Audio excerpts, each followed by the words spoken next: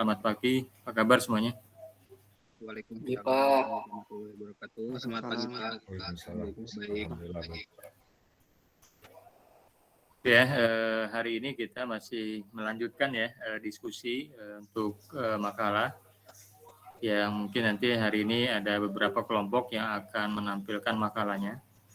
Jadi nanti silakan masing-masing kelompok mempersiapkan PPT dan makalahnya dengan baik. Lalu nanti kelompok lain bisa menanggapi, memberikan pertanyaan, memberikan masukan ataupun memberikan argumentasi ya untuk penguatan terhadap materi yang nanti akan disampaikan oleh kelompok yang hari ini akan tampil. Nah, kita punya beberapa pertemuan lagi, kemungkinan Senin depan kita ada presentasi dan Senin berikutnya itu nanti kita ada tes ya, yang nanti seperti apa teknisnya akan kita sampaikan belakangan ya. Oleh karena itu saya berharap semua yang hadir hari ini ada 23 ya bisa mengikuti presentasi ini dengan baik ya, sehingga nanti mendapat banyak hal ya, baik itu wawasan, pengalaman ataupun penguatan ya materi tegangan tinggi yang sebelumnya juga sudah disampaikan pada perkuliahan. Oke, untuk mempersingkat waktu, silakan moderator ya yang akan memimpin diskusi kita hari ini ya. Jadi nanti setelah kelompok pertama sudah selesai dengan tanya jawab dan sebagainya, langsung saja nanti berlanjut ke kelompok berikutnya. Jadi nanti saya memberikan reviewnya di akhir ya, setelah semua kelompok yang tampil hari ini itu sudah mempresentasikan makalahnya. Silakan, saya persilakan untuk moderator mengambil alih jalannya diskusi kita. Enggak.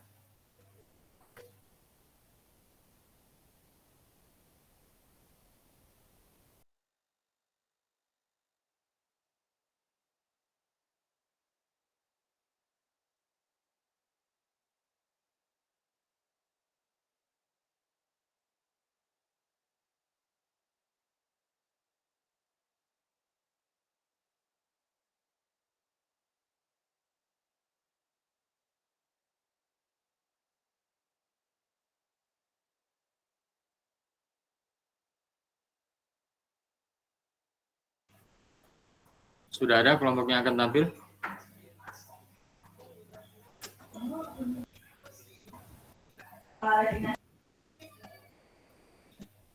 Sebentar ya Pak, ini lagi ada gangguan sinyal. Ya, enggak. Penting sudah ada.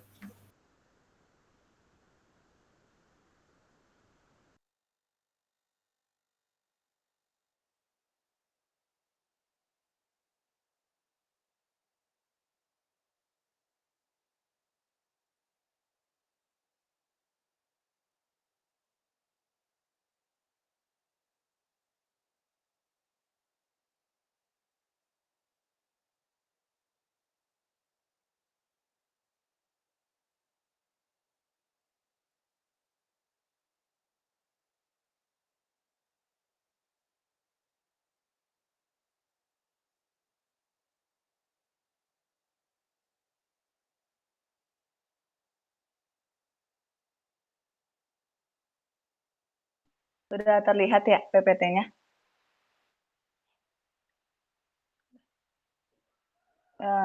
Dimulai ya. Assalamualaikum warahmatullahi wabarakatuh. Kami dari kelompok 4, dengan saya Levina Sari, dan teman saya Larasati dan Werdatul, dan ya, karena hari ini akan mempresentasikan tentang gangguan dan cara mengatasi gangguan pada sistem tegangan tinggi. Selanjutnya akan dijelaskan oleh teman saya Wirda. Baiklah, untuk topik yang pertama yaitu gangguan pada sistem tenaga listrik. Next.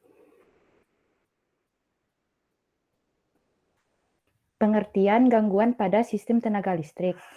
Gangguan didefinisikan sebagai suatu kondisi fisis yang disebabkan kegagalan suatu perangkat, komponen, atau suatu elemen untuk bekerja sesuai dengan fungsinya. Gangguan hampir selalu ditimbulkan oleh hubung singkat antar fase atau hubung singkat fase ke tanah. Suatu gangguan hampir selalu berupa hubung langsung atau melalui impedansi. Gangguan dalam sistem tenaga listrik adalah keadaan tidak normal, di mana keadaan ini dapat mengakibatkan terganggunya kontinuitas pelayanan tenaga listrik. Next.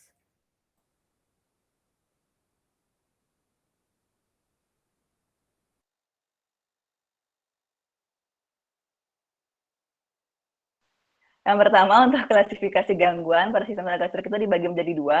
Yang pertama itu gangguan dari sistem, terus yang kedua gangguan dari luar sistem.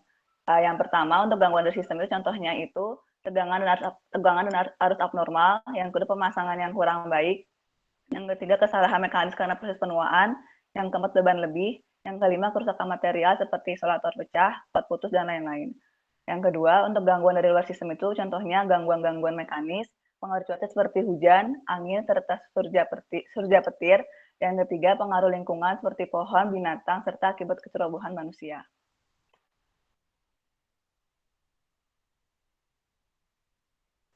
Yang selanjutnya adalah klasifikasi gangguan pada sistem tenaga listrik berdasarkan lama waktu gangguannya.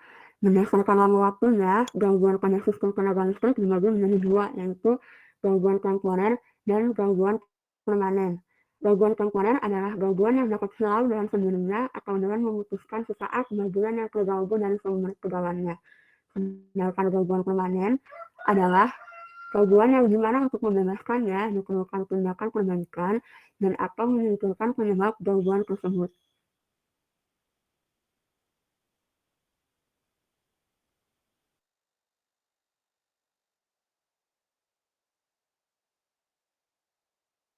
Untuk topik yang kedua yaitu gangguan pada sistem tegangan tinggi, sistem transmisi. Next. Gangguan pada sistem transmisi itu terbagi menjadi 4, yaitu partial discharge, yang kedua ada corona, yang ketiga ada tegangan lebih, yang keempat ada hubung singkat. Next. Yang pertama yaitu gangguan partial discharge. Partial discharge atau peluahan sebagian merupakan fenomena peluahan muatan elektrik yang bisa menjembatani sistem isolasi baik secara sebagian maupun menyeluruh di dalam suatu bahan dielektrik. Faktor penyebab terjadinya yaitu kualitas bahan dielektrik, celah atau rongga dalam bahan dielektrik, adanya kerusakan ataupun ketidaksempurnaan dalam proses pengerjaan. Jika fenomena ini terjadi terus-menerus, dapat menimbulkan panas berlebih pada daerah tertentu yang dapat merusak bahan isolasi dan mengarah pada terjadinya kegagalan sistem. Next. Selanjutnya ada jenis-jenis dari partial discharge. Yang pertama yaitu corona discharge, yang terjadi ketika discharge yang memancar dari bagian konduktor yang runcing langsung ke udara, di mana menyebabkan emisi suara dan frekuensi radio. Yang kedua ada discharge busur api. Discharge busur api adalah discharge listrik terus-menerus akibat kegagalan listrik pada gas. Yang ketiga ada discharge permukaan. Discharge yang mengalir di sepanjang permukaan insulasi disebut dengan discharge permukaan. Pada peralatan tegangan sedang dan tinggi, jenis discharge ini terjadi ketika adanya kegagalan insulasi yang disebabkan kelembapan yang tinggi atau buruknya pemeliharaan. Yang keempat ada discharge rongga internal. Discharge ini disebabkan oleh kerusakan dalam insulasi padat di kabel, basing, insulasi terminal gis, dan lain-lainnya, serta saat berpotensi untuk merusak insulasi dan dapat meluas hingga terjadi kegagalan listrik sepenuhnya. Next. Nah, cara mengatasi dari gangguan partial discharge ini yaitu dengan menggunakan sensor pendeteksi yang bertujuan untuk mengetahui lebih awal dan dapat segera dilakukan perbaikan sebelum terjadinya discharge total atau breakdown. Nah, gambar di samping merupakan gambar dari alat sensor yang digunakan untuk mendeteksi gangguan partial discharge. Next. Nah, ini merupakan tabel dari sensor pendeteksi partial discharge, di mana sensor elektroda UHF digunakan untuk mendeteksi gelombang elektromagnetik yang diaplikasikan pada disk, switchgear, saluran udara. Yang kedua ada sensor coupling kapasitor yang digunakan untuk mendeteksi tegangan dari impuls arus yang diaplikasikan pada mesin listrik dan kabel. Yang ketiga ada sensor HFCT yang digunakan untuk mendeteksi arus impuls yang diaplikasikan pada kabel dan transformator. Yang keempat ada sensor ultrasonik atau AE yang digunakan untuk mendeteksi suara atau vibrasi yang diaplikasikan pada transformator dan disk. Selanjutnya ada sensor Focus UV corona kamera yang digunakan untuk mendeteksi cahaya yang diaplikasikan pada disk, isolator, dan transformator. Selanjutnya ada sensor IR kamera yang digunakan untuk mendeteksi panas yang diaplikasikan pada isolator dan mesin listrik. Next.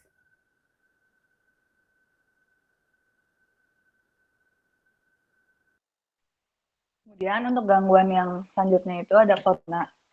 Corona adalah partial discharge yang terjadi pada permukaan konduktor saluran transmisi ketika tekanan elektris yaitu intensitas medan listrik atau gradien potensi permukaan melampaui kekuatan breakdown pada udara sekitar.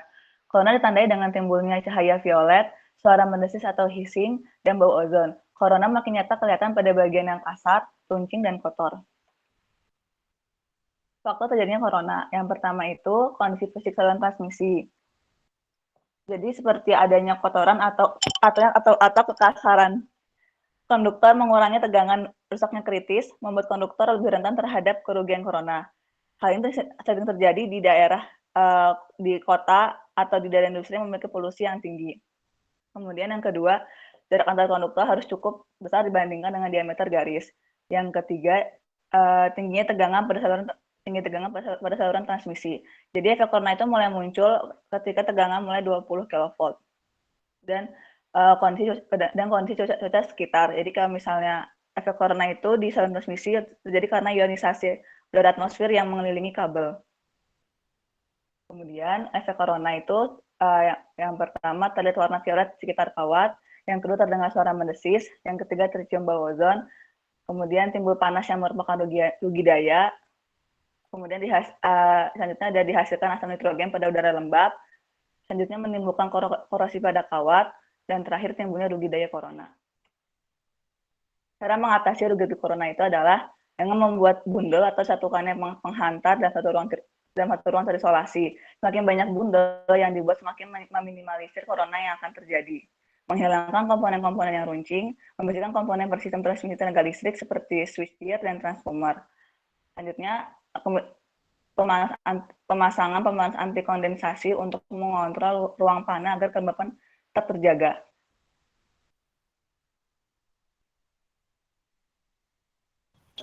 Yang berikutnya ada gangguan keluaran lebih. Nah, keluaran lebih ini terjadi akibat keluaran pada sistem tenaga listrik lebih besar dari yang seharusnya. Gangguan ini dapat terjadi karena faktor alam atau sambaran petir.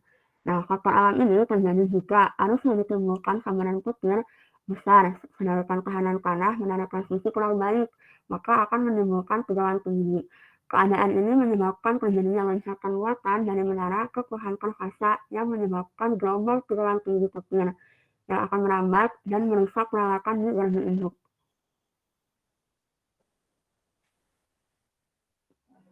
Nah, lalu bagaimana cara mengatasi gangguan ini? Cara mengatasinya itu adalah dengan pemasangan arrestor pada setiap ujung saluran yang memasuki gardu induk.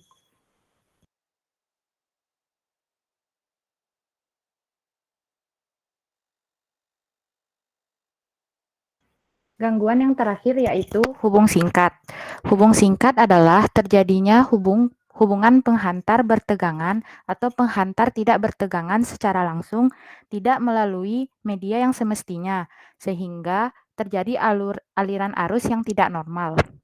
Hubung singkat merupakan jenis gangguan yang sering terjadi pada sistem tenaga listrik, terutama pada saluran udara 3 fasa.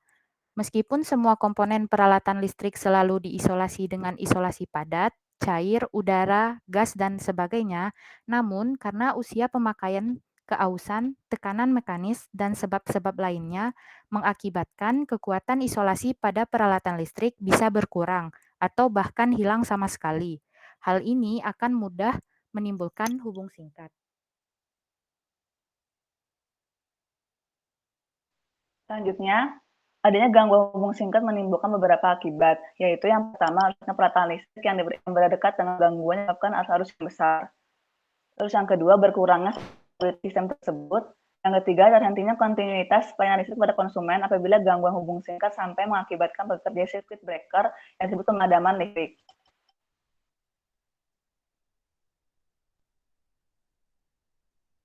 Nah, berdasarkan kesimetrisanya, gangguan hubung singkat ini dibagi menjadi dua. Ada gangguan asimetris dan gangguan simetris. Gangguan asimetris adalah gangguan yang mengakibatkan tegangan dan arus yang mengalir pada setiap fase tidak seimbang. Gangguan ini terdiri dari 1. Gangguan hubung singkat satu fasa ke tanah, 2. Gangguan hubung singkat dua fasa, 3. Gangguan hubung singkat dua fasa ke tanah.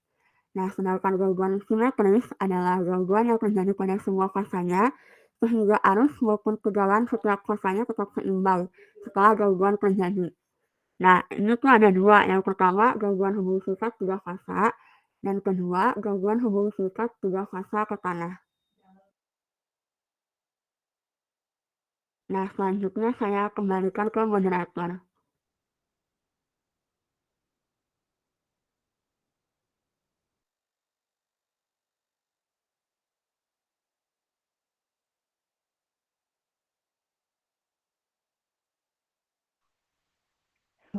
Selanjutnya, sekian penjelasan dari kelompok kami.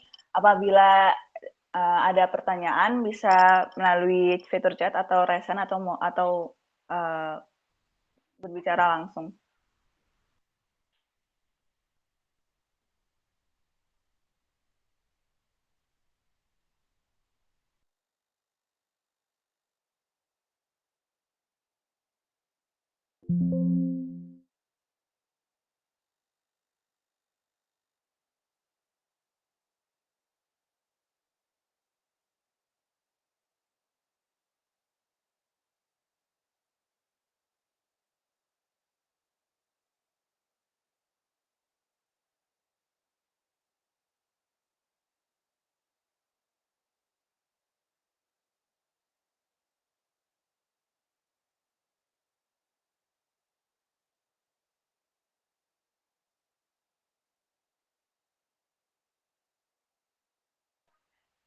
Gimana teman-teman, ada pertanyaan?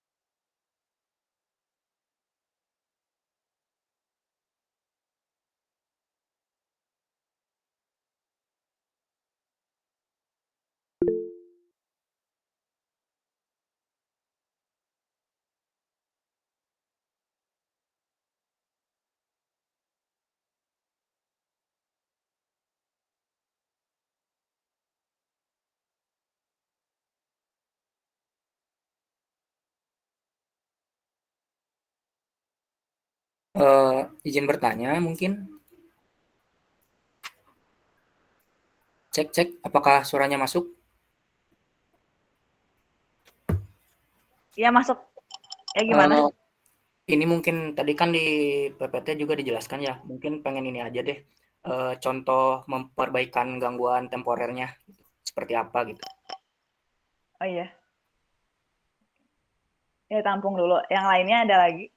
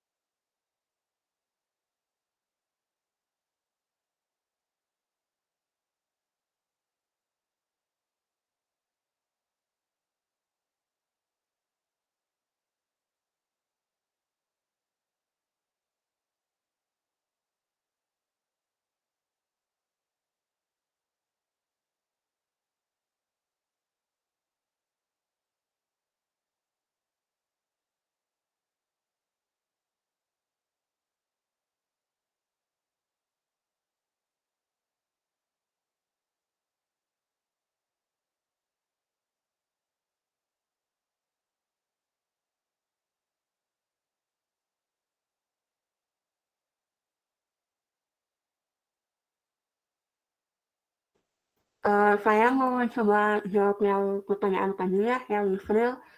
Pertanyaannya, contoh memperbaiki gangguan temporer. Nah, adalah dengan recloser atau penutup balik otomatis. Nah, recloser ini pada dasarnya adalah pemutus tenaga yang dilengkapi dengan peralatan kontrol. Peralatan ini dapat merasakan arus gangguan dan memerintahkan operasi buka tutup kepada pemutus tenaga.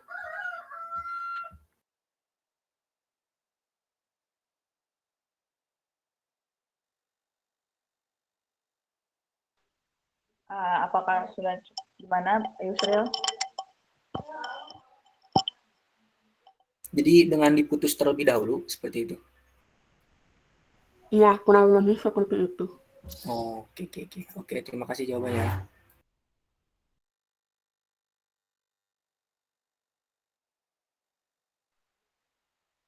Oke. Apakah dari teman-teman ada lagi yang ingin bertanya? Atau yang ada yang ingin menambahkan juga?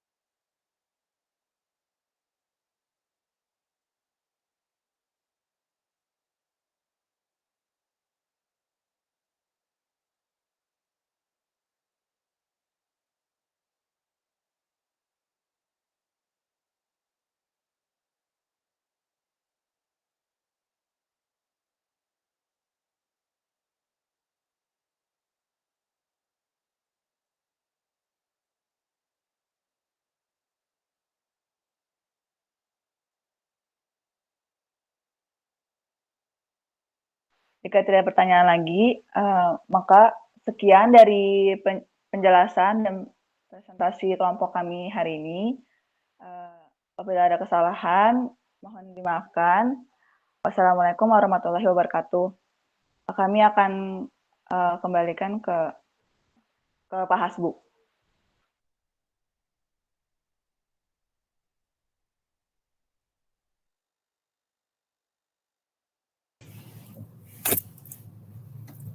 Ya, lanjut saja ke kelompok berikutnya ya. Nanti baru di-review semuanya. Mangga.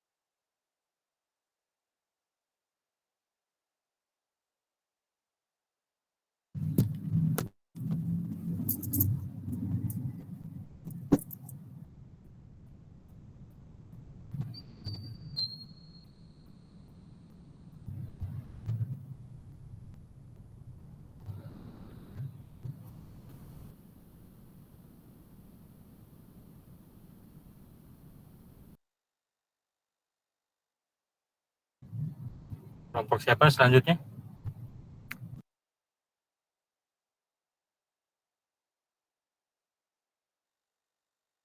Sebentar Pak, katanya lagi persiapan dulu.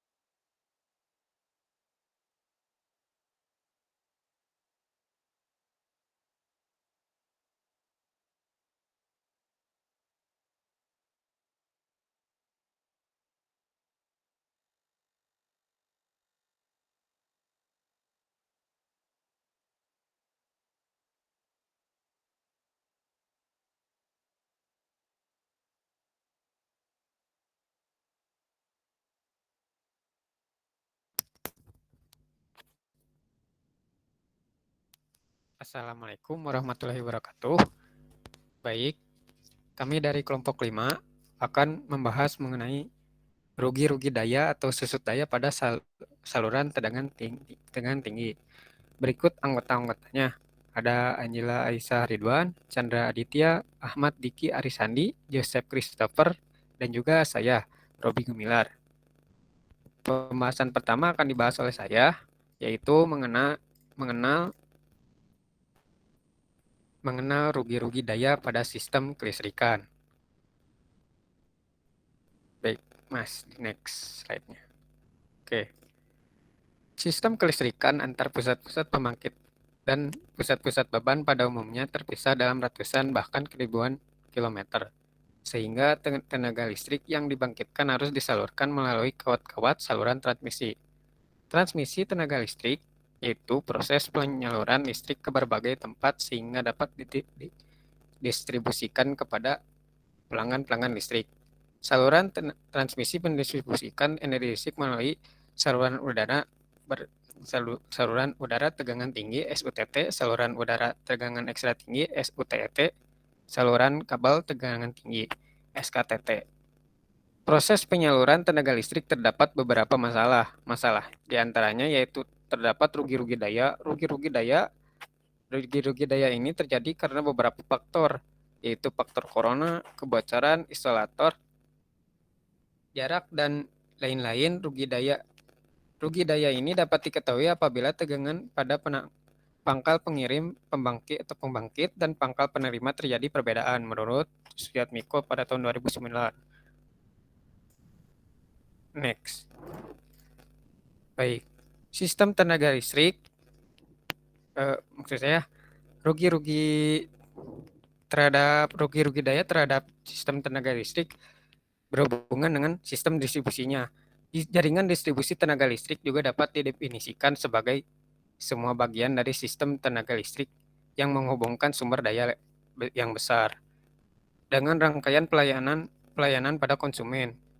Sumber daya tersebut sebagai berikut. Pertama, ada pusat pembangkit tenaga listrik yang langsung berhubungan dengan jaringan distribusi. 2, ada gardu induk, yaitu gardu yang disuplai dari pusat pembangkit tenaga listrik melalui jaringan transmisi dan subtransmisi. Salah satu fungsi dari gardu induk adalah menyuplai tenaga listrik ke gardu distribusi melalui distribusi.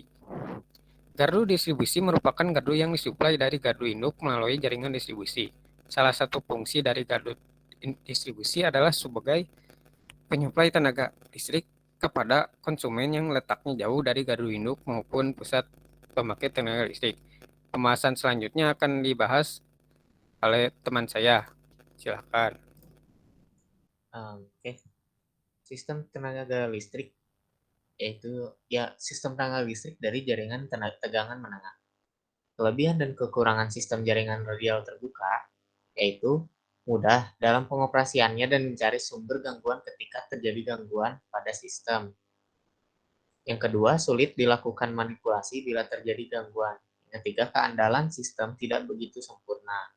Nah, sistem jaringan radial interkoneksi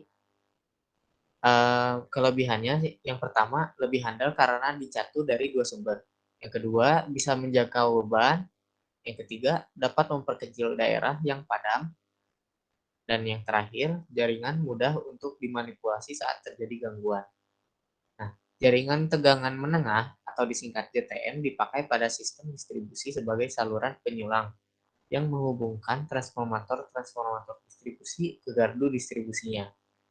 Panjang saluran penyulang ini harus diperhitungkan agar rugi-rugi daya yang terjadi tidak terlalu besar, yang akhirnya bisa mempengaruhi keandalan dan kelangsungan pelayanan pada konsumen.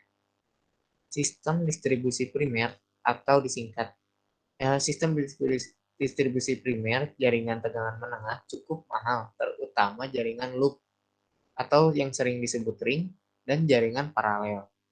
Karena harus memakai perlengkapan yang lebih banyak dan strukturnya ditentukan beberapa aspek, antara lain segi penggunaan hantarannya.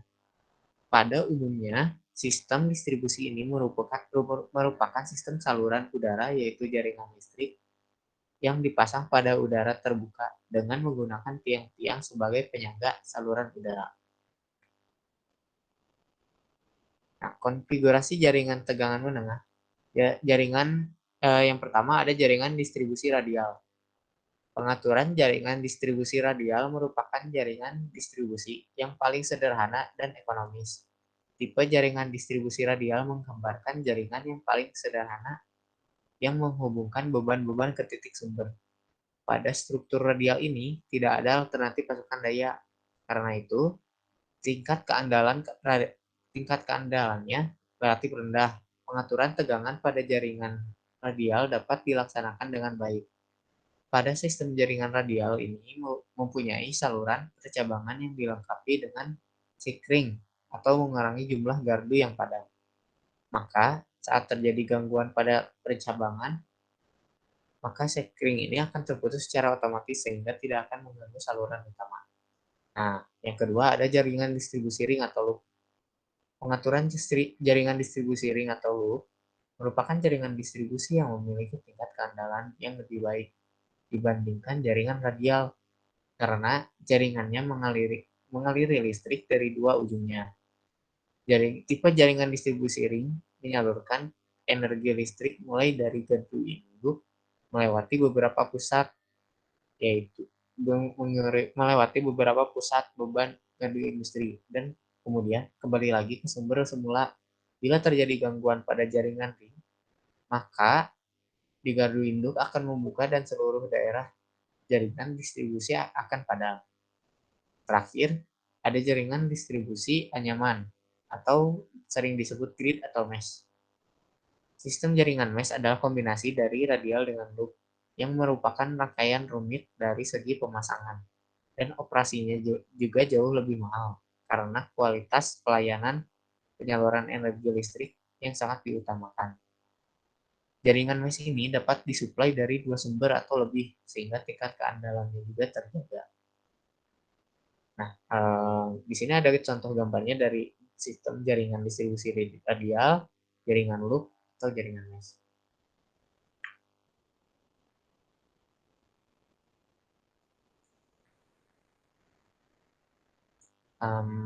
Sistem tenaga listrik, jaringan tenaga rendah. Nah, jenis sistem distribusi tegangan rendah yaitu saluran udaranya radial dan saluran bawah tanahnya juga bisa radial. Sistem distribusi yang digunakan di PT PLN sesuai dengan standar PT PLN pada umumnya yaitu menggunakan sistem arus bolak-balik atau sering disebut AC dengan sistem multi pertahanan di mana kawat netral dihubungkan dengan kawat pertahanan dan sistem beroperasi pada frekuensi 50 Hz. Untuk jaringan tegangan rendah berupa sistem 3 kawat dan 3 fasa 4 kawat. Distribusi sekunder adalah jaringan daya listrik yang termasuk dalam kategori tegangan rendah, yaitu sistem 220 atau 380 volt, yaitu rating yang sama dengan tegangan peralatan yang dilayani. Jaringan distribusi sekunder bermula dari sisi sekunder. Transformator distribusi sekunder ini disalurkan kepada para pelanggan melalui kabel. Nah, untuk selanjutnya rugi-rugi dalam sistem kelistrikan akan dijelaskan oleh teman saya Chandra Ditya. Baik, selanjutnya rugi-rugi dalam kelistrikan. Susut daya pada jaringan proses penyaluran tenaga listrik dalam saluran transmisi dan distribusi terdapat daya listrik yang hilang. Hilangnya daya listrik tersebut dengan rugi-rugi atau losses. Dalam kata lain, rugi-rugi daya adalah selisih antara daya kirim dan daya terima. Selanjutnya, daya listrik. Daya listrik yaitu jumlah energi yang dihasilkan pada sebuah rangkaian. Sumber energi seperti tegangan listrik akan menghasilkan daya listrik, sedangkan beban yang terhubung dengannya akan menyerap daya listrik tersebut. Sistem tenaga listrik terdapat 3 jenis daya listrik yang saling berhubungan dan dipengaruhi oleh faktor kerja. Selanjutnya, faktor daya. Faktor daya yang biasanya dilambangkan dengan cos theta didefinisikan sebagai perbandingan antara daya aktif dan daya semu. Daya reaktif yang tinggi akan mengakibatkan meningkatnya sudut, dan dari hasil tersebut faktor daya menjadi lebih rendah. Faktor daya dibagi menjadi 3, yaitu 1. Daya unity. Posisi arus listrik yang mengalir satu fasa dengan tegangan. 2. Faktor daya leading. Posisi di mana fasa drop tegangan pada beban mendahului tegangan sumbernya. Yang 3. Faktor daya lagging. Posisi fasa arus listrik tertinggal dengan tegangan sumbernya. Selanjutnya daya aktif. Daya aktif adalah daya utama yang terpakai untuk melakukan energi sebenarnya. Daya aktif dapat ditunjukkan dengan adanya aliran energi listrik dari pembangkit ke jaringan beban. Daya aktif digunakan untuk mengubah energi listrik menjadi energi lain seperti cahaya, gerak, maupun bunyi. Daya aktif merupakan daya yang mengalir ke arah beban listrik dan tidak ada aliran balik ke arah pembangkit. Daya aktif merupakan daya yang diserap oleh daya resistif. Satuan daya aktif sendiri adalah W atau watt dan dilambangkan dengan simbol P. Selanjutnya ada daya semu. Daya semu adalah suatu energi yang melewati saluran transmisi atau distribusi. Daya semu dihasilkan oleh perkalian antara tegangan efektif RMS. Tegangan RMS root mean square adalah nilai dari tegangan listrik AC atau alternative current yang sama hasilnya dengan daya listrik DC, direct current. Pada suatu beban resistif yang sama, ketika beban listrik yang digunakan bersifat resistif, maka nilai daya semu atau S sama dengan daya aktif P. Ketika beban memiliki sifat induktif atau kapasitif, maka nilai dari daya nyata akan menjadi cos theta dari daya total. Selanjutnya ada daya reaktif. Daya reaktif adalah daya imajiner yang dapat ditunjukkan dengan adanya geseran grafik sinusoidal arus dan tegangan listrik AC yang diakibatkan oleh beban reaktif. Daya reaktif merupakan daya yang diserap oleh beban-beban induktif. Namun, daya tersebut dihasilkan oleh beban kapasitif. Daya reaktif dinyatakan dengan simbol Q dengan satuan VAR, volt ampere reaktif. Fungsi dari daya reaktif yaitu untuk membangkitkan medan magnet pada kumparan primer yang berakibatkan medan magnet menginduksi kumparan sekunder. Selanjutnya, pengertian rugi daya listrik dilanjutkan oleh teman saya.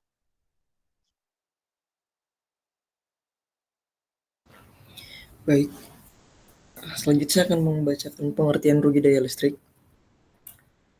Rugi daya atau susut daya listrik merupakan daya yang hilang dalam penyaluran daya listrik dari sumber daya listrik utama ke suatu beban. Rugi daya atau susut daya listrik merupakan daya yang hilang dalam penyaluran daya listrik dari sumber daya listrik utama ke suatu beban. Dalam proses transmisi dan distribusi tenaga listrik, seringkali dialami rugi-rugi daya yang cukup besar yang diakibatkan oleh rugi-rugi daya pada saluran dan juga rugi-rugi pada trafo digunakan. Boleh next, Mas. Rugi-rugi pada saluran. Pemilihan jenis kabel yang akan digunakan pada jaringan distribusi merupakan faktor penting yang harus diperhatikan dalam perencanaan dari suatu sistem tenaga listrik. Jenis kabel dengan nilai resistansi yang kecil akan dapat memperkecil rugi-rugi daya. Rugi-rugi pada transformator atau rugi-rugi tembaga. Rugi-rugi tembaga merupakan rugi-rugi yang diakibatkan oleh adanya tahanan resistif yang dimiliki oleh tembaga yang digunakan pada bagian lilitan trafo, baik pada bagian premier maupun sekunder trafo. Rugi-rugi transformator atau eddy current. Rugi-rugi arus eddy merupakan rugi-rugi panas yang terjadi pada bagian inti trafo. Perubahan flux menyebabkan induksi tegangan pada bagian inti besi trafo dengan cara yang sama seperti kawat yang mengelilinginya. Tegangan tersebut menyebabkan arus berputar pada bagian inti trafo. Arus eddy akan mengalir pada bagian inti trafo yang bersifat resistif. Rugi-rugi transformator atau rugi-rugi histeresis. Rugi-rugi histeresis merupakan rugi-rugi yang berhubungan dengan 16 pengaturan daerah magnetik pada bagian inti trafo. Dalam pengaturan daerah magnetik tersebut dibutuhkan suatu energi. Akibatnya akan muncul energi-energi yang menyebabkan rugi-rugi terhadap daya yang melalui trafo. Rugi-rugi tersebut dapat menimbulkan panas pada bagian inti trafo. Rugi-rugi transformator. Flux bocor. Flux bocor merupakan flux yang terdapat pada bagian premier ataupun sekunder trafo yang lepas dari bagian inti dan kemudian bergerak melalui salah satu lilitan trafo. Flux tersebut akan menimbulkan self inductance pada lilitan premier dan sekunder trafo. Baik, selanjutnya akan dibacakan oleh teman saya.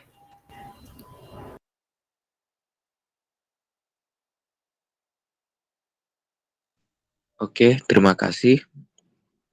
Selanjutnya yang akan kita bahas adalah masalah dari penerapan tegangan tinggi, yang terutama pada transmisi ya, karena ini berhubungan dengan susut daya, ataupun yang dapat kita katakan rugi-rugi daya.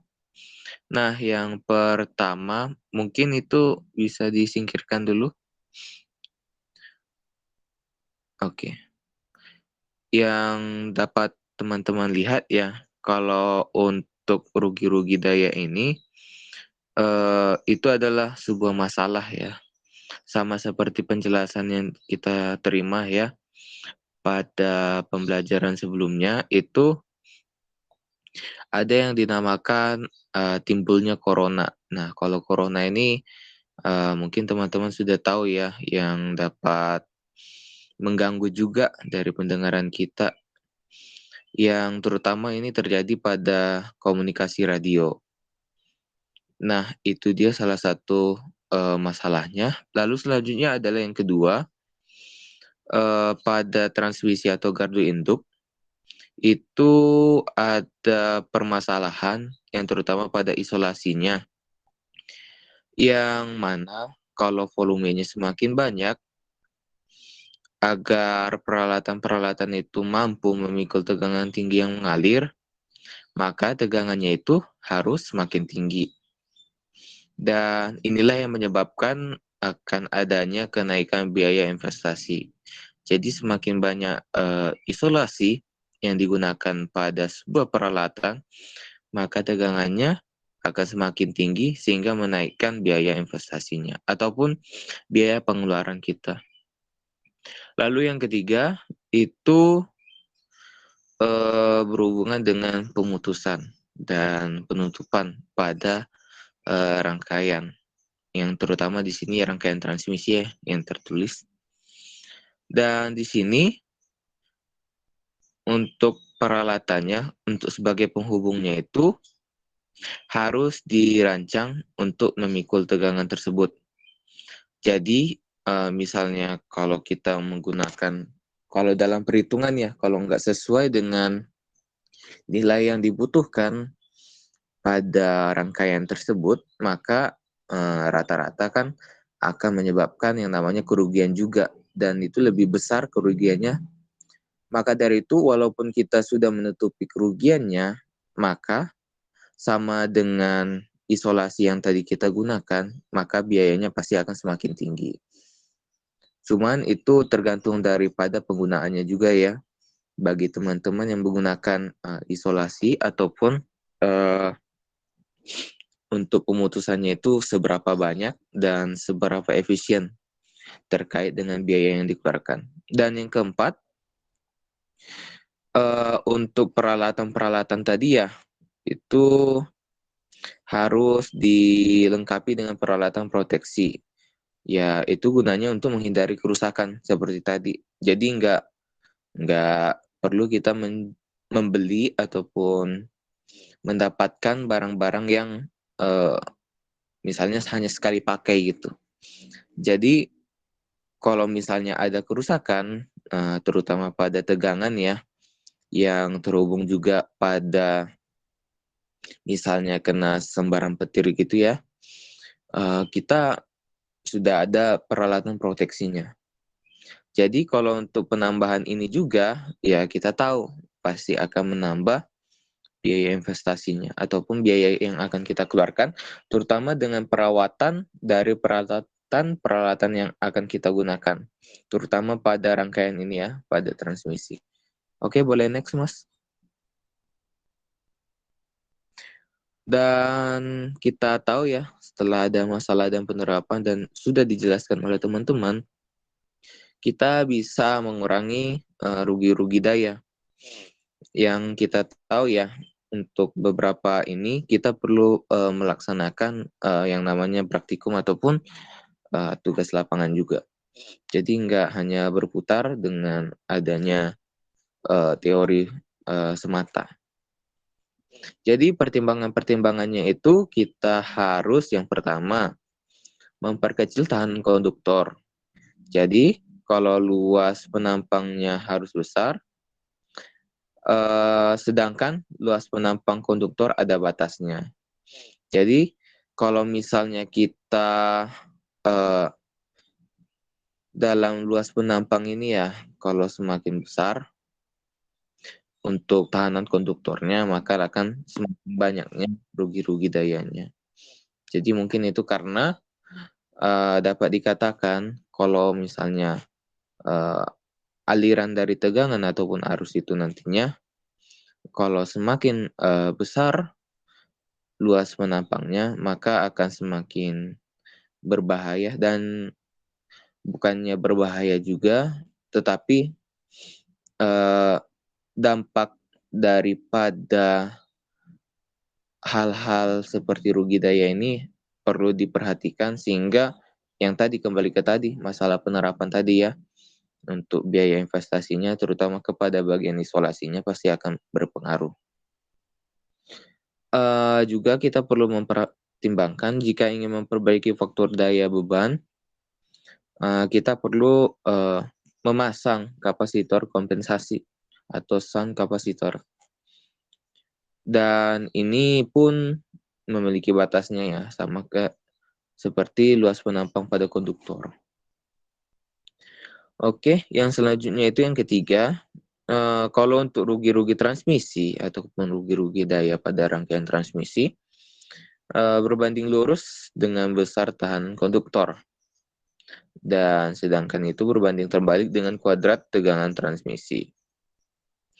Sehingga pengurangan rugi-rugi daya yang diperoleh karena peninggian tegangan transmisi itu lebih efektif daripada pengurangan rugi-rugi daya dengan mengurangi nilai tahanan konduktornya. Dari pertimbangan-pertimbangan yang ada, yang terutama yang ketiga, yaitu dengan menaikkan tegangan transmisi adalah cenderung dilakukan untuk mengurangi rugi-rugi daya. Ya terutama untuk corona tadi ya, kalau yang kita ketahui, kalau untuk mengurangi corona, kita harus menaikkan tegangannya.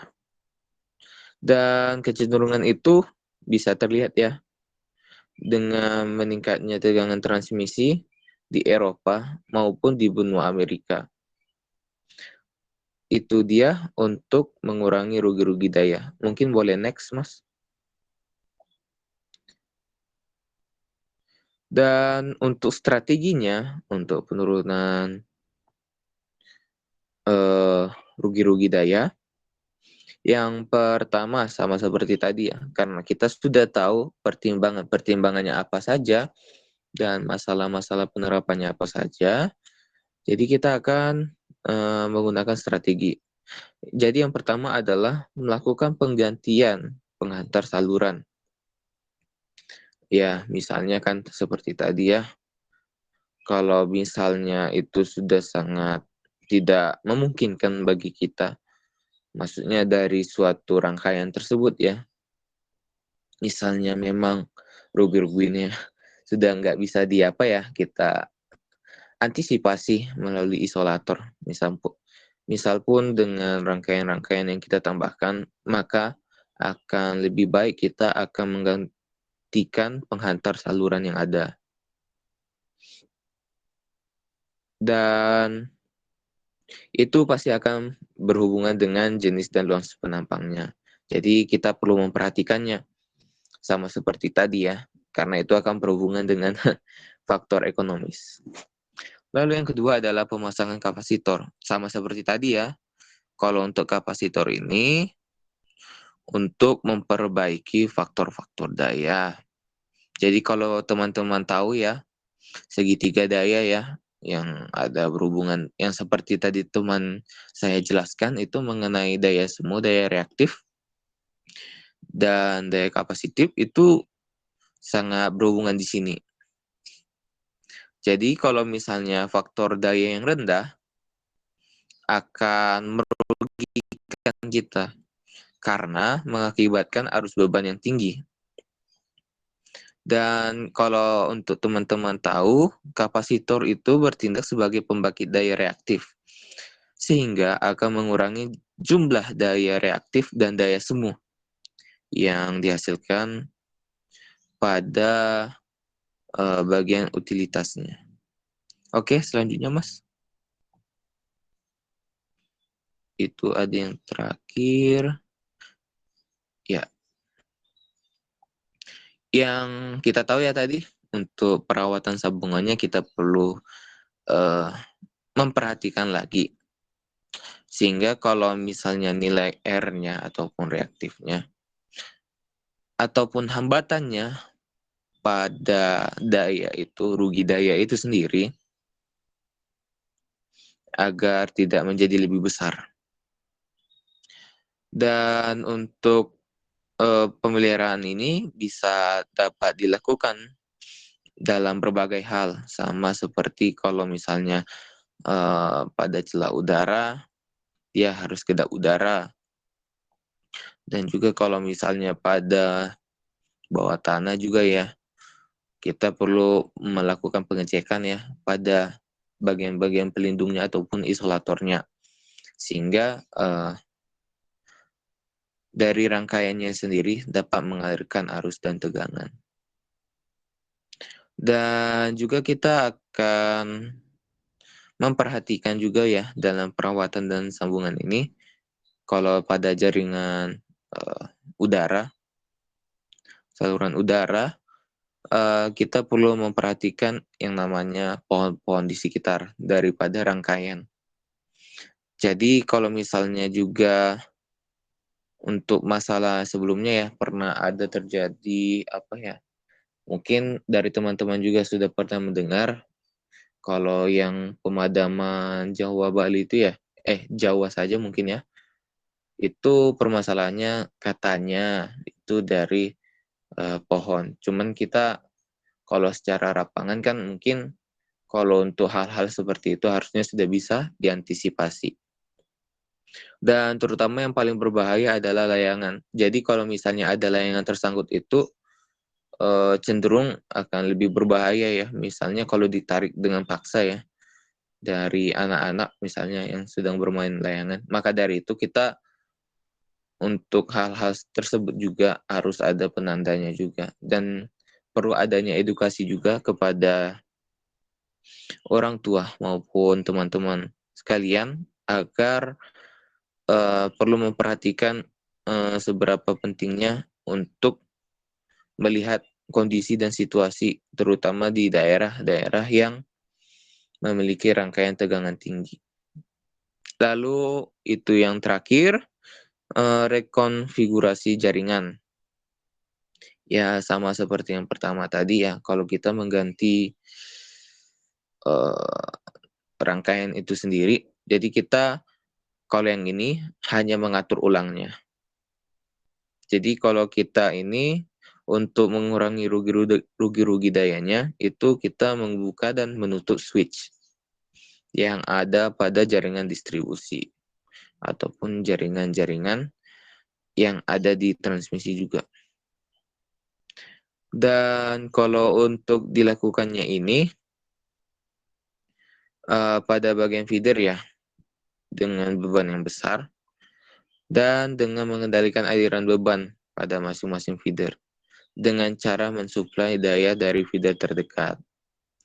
Dan ini sendiri sangat penting ya bagi kita agar misalnya rugi-rugi dayanya itu dapat kita lihat dulu ini pada bagian mananya dan apakah kita dapat memperbaikinya secara langsung.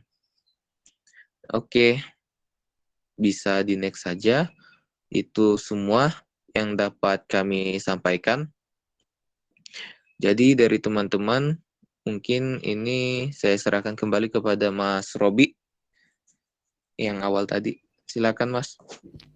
Baik, kepada teman-teman, mungkin ada pertanyaan yang ingin ditanyakan kepada kelompok kami mengenai pembahasan sekarang ini, seperti pembahasan rugi-rugi daya. Mohon dipersilahkan. Permisi Mas, boleh bertanya Mas? Silakan. Begini, jadi pertanyaannya kan tadi sebelumnya dibahas mengenai rugi daya dan beberapa perangkat ya.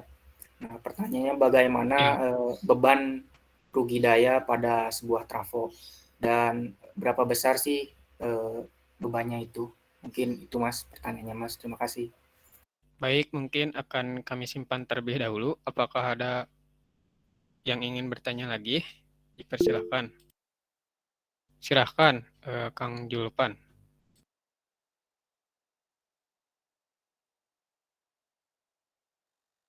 Siap.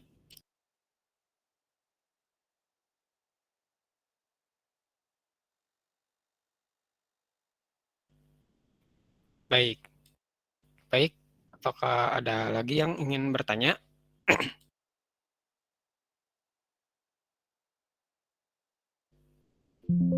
Mungkin saya akan menjawab pertanyaan Julpan mengenai rugi-rugi daya dari sisi pandangan ekonomisnya gitu ya.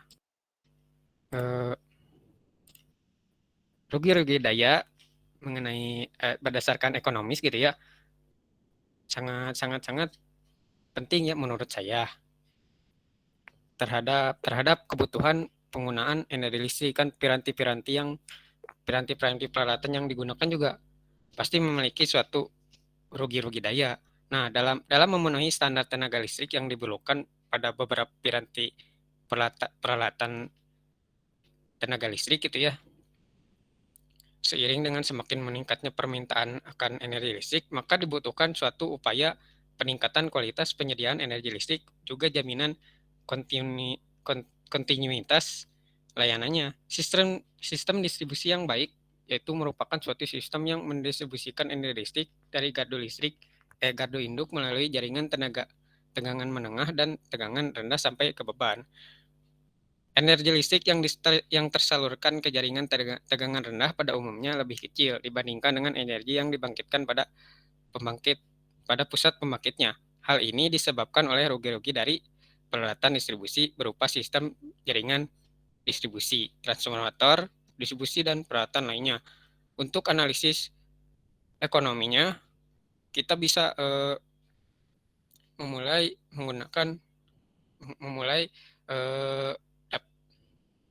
menganalisa berbagai langkah-langkahnya seperti perhitungan dan analisanya. Contohnya mungkin pertama data teknis yang dikumpulkan pada arus yang disalurkan tiap gardu atau sistem tenaga listrik, lalu mengukur drop tegangannya, lalu mengukur rugi-rugi daya dan juga menghitung biaya kerugiannya. Mungkin begitu menurut saya. Gimana, Kang Julpan, apakah sesuai jawaban saya atau mungkin perlu ditambahkan?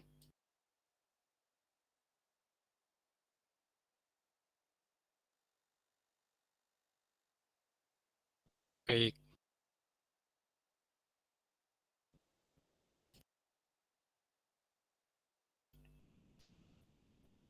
Baik, mungkin saya juga akan menjawab pertanyaan dari Kang Yusril ya mengenai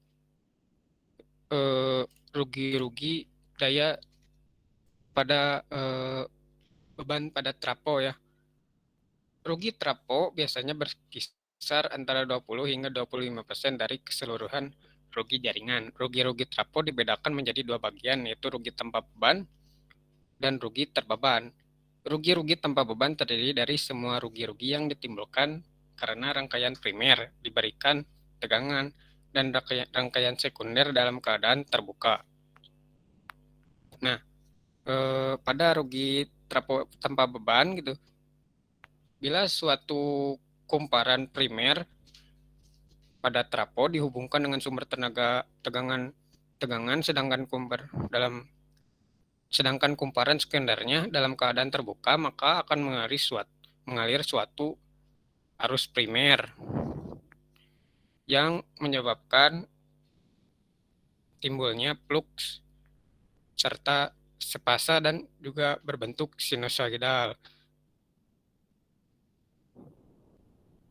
Mungkin sekian dari jawaban saya. Mungkin teman-teman yang lain akan menambahkan atau apakah mungkin sudah sesuai? Bagaimana Kang Yusril? Izin menambahkan buat pertanyaan Kang Yusril ya. Tadi kan pertanyaannya bagaimana rugi daya pada trafo.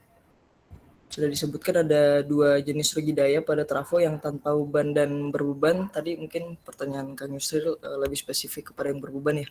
Jadi rugi daya yang berbeban itu, jadi rugi daya berbeban pada trafo tuh bisa berubah seiring berjalannya waktu gitu. Enggak seperti rugi daya yang tanpa beban. Kalau rugi daya tanpa beban kan spesifik hasilnya dan tetap. Kalau rugi daya yang berbeban itu rugi dayanya bisa naik kalau rugi dayanya bisa naik kalau bebannya juga lebih besar gitu. Jadi rugi dayanya nggak tetap kalau untuk rugi daya berbeban. Sekian dari saya. Gimana Kang Isril, apa cukup? Oke, berarti tergantung ini ya. Oke, terima kasih jawabannya, mungkin sudah lumayan terjawab.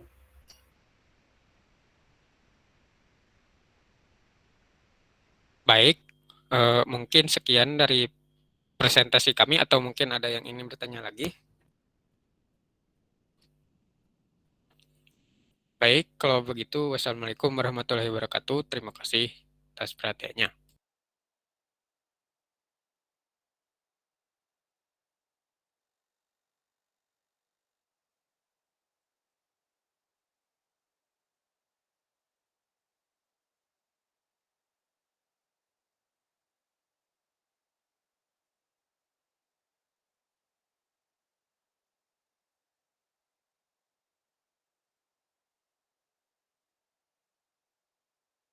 Mungkin akan diserahkan kembali kepada Pak Hasbullah atau mungkin ada kelompok yang ingin presentasi lagi gitu.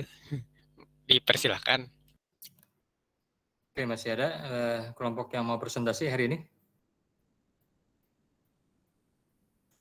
Tidak ada, Pak. Hanya dua ya berarti ya? Ya. Oke, ditutup dulu aja PPT-nya. Oke ya, pertama saya ucapkan terima kasih kepada para presenter ya yang sudah memberikan materinya, baik mengenai gangguan-gangguan ya pada jaringan tegangan tinggi ataupun berkaitan dengan rugi-rugi daya ya yang terjadi pada saluran tegangan tinggi. Nah, ada beberapa hal yang ingin saya sampaikan ya sebagai dalam rangka review terhadap makalah yang sudah disampaikan. Ya, pertama kalau kita melihat gangguan ya ataupun berbagai kendala yang terjadi pada tegangan tinggi, ini menunjukkan bahwa soyoknya ada langkah-langkah ya untuk mengatasi gangguan tersebut. Ya, baik gangguan itu berupa gangguan internal ataupun gangguan yang bersifat eksternal. Nah, ini ya, jadi dalam sistem saluran tegangan tinggi terbagi dua juga ya, gangguan itu gangguan yang bersifat teknis ya, dan juga gangguan yang bersifat non teknis. Nah, kalau teknis itu biasanya berkaitan dengan peralatan, dengan komponen, dengan masa kerja alat ataupun hal-hal lain ya yang umum terjadi. Ya, misalnya kurangnya pemeliharaan, kurangnya pengecekan terhadap berbagai masalah atau gangguan. Nah, ini biasanya sering terjadi. Nah, makanya hal-hal tersebut bisa diantisipasi ya dengan menggunakan atau mengimplementasikan proteksi-proteksi. Ya, makanya kan tadi ada relay proteksi misalnya hubung singkat, relay proteksi arus gitu kan, ataupun relay proteksi yang lainnya. Nah, itu dalam upaya mengantisipasi ketika terjadi gangguan, maka proteksi itu bisa bekerja. Nah, ini ya, jadi langkah-langkah tersebut dilakukan untuk mengantisipasi jangan sampai gangguan itu berdampak kepada sistem yang lain atau melebar ya ke gangguan atau jaringan-jaringan yang lain. Nah, di samping itu juga bahwa sistem yang dibangun gitu ya, itu tidak terlepas dari berbagai teknologi yang diterapkan. Ya, sehingga kalau kita misalnya melihat ya perubahan teknologi yang diterapkan di tegangan tinggi, ini juga berdampak ya pada sistem yang dibangun.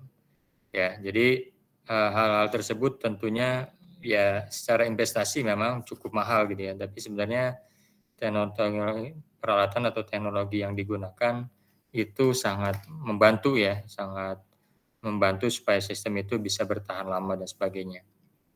Lalu juga tadi disinggung kaitan dengan gangguan ya seperti corona ya. Dari corona itu nanti ada audible noise ataupun radio interference ya, itu juga hendaklah menjadi satu antisipasi ya, jangan sampai corona ini menjadi hal yang bisa merusak sistem. Ya, jadi bagaimanapun gangguan itu tidak bisa dihilangkan, tapi bisa diminimalisasi atau dikurangi. Ya, sehingga langkah-langkah untuk mengurangi rugi-rugi corona itu bisa dilakukan ya dengan misalnya menggunakan konduktor yang memiliki lubang ataupun dengan cara melakukan pemeliharaan ya jaringan tegangan tinggi secara rutin. Nah, itu bisa dilakukan hal tersebut. Ya, dampak-dampak lain tentunya perlu dilakukan analisis lebih lanjut, riset dan sebagainya. Nah, lalu yang berikutnya berkaitan dengan rugi-rugi daya. Nah, ini juga rugi-rugi daya menjadi salah satu isu yang selalu muncul ya pada sistem tenaga listrik, termasuk juga pada jaringan tegangan tinggi. Makanya kan kalau kita lihat secara statistik ya, rugi-rugi yang ada pada jaringan sistem kita itu masih cukup tinggi ya, sekitar 9, sekian %. ya dibandingkan dengan negara-negara ASEAN kita masih relatif tinggi. Nah, itu apa penyebab dan dampaknya?